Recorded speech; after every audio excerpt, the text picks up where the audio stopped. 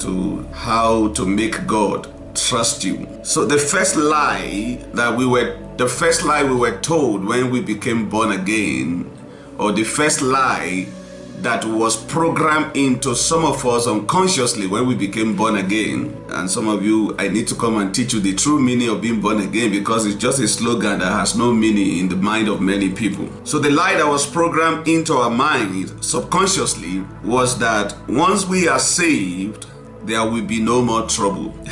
But soon, after some days or weeks of your salvation, you soon realize that the reverse seems to be the case, in the sense that you begin to face challenges and you start wondering why you began to face some of those challenges, and the few and some who were saved, who were not properly subjected to discipleship, fall back, and it becomes more difficult to reach out to them, because 7 more demons greater than the one that they were hosting before has come upon them. And for some of us who have also weathered through the storm, we kept struggling with evil thoughts, temptations, trials here and there, and you even find it difficult to tell your pastor what you go through because you will be deemed like a sinner. Praise God. The young man can't understand why this inordinate affection can't leave him. He can't understand why when he goes on the street, he's bombarded more than ever before with evil thoughts. You soon realize that God doesn't trust you enough. And for God to begin to trust you after salvation, what he wants you to do, first of all, is to subject you to discipleship.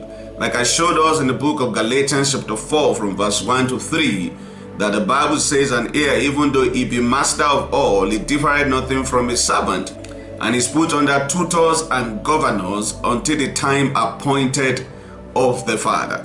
So in the training school of God of raising his own children, the number one thing God wants to do with us after salvation is to subject us to discipleship training. And it's unfortunate that many people became born again for donkey years. We struggle, we are still hanging in there, but we cannot boldly say we have thoroughly been discipled, because some of the questions we are still asking after 5 years, after 2 years, after 10 years, after 20 years, after 50 years, were supposed to be questions that should have been answered the first few weeks that you gave your life to Jesus Christ. So as we grow in the Lord, we began to realize that we are not getting the results, and the different God seems to have been presented to us. And for those who genuinely are seeking the reality of the true God, you began to realize that you begin to see yourself in diverse temptations, diverse oppositions. It's like the whole hell is now let loose upon you. You pray, you are not getting answers. You fasted, nothing is happening. And you have no one really, so to say, to ask why are things not working out. But we thank God for Jesus Global Ekklesia, wherein the Holy Ghost is the teacher. So how does God begin now to trust you? Because God will now first of all prove you before God can trust you. Number 2 things that God will do, he will subject you to his own scrutiny to know your heart. It doesn't mean God doesn't know everything, but he is a judge. He wants to present to you the certificate of your heart as against or in alignment to what you are confessing about your love for him. So how does God do this? God will set you up for all kinds of challenges, life examinations, as we are going to begin to discover.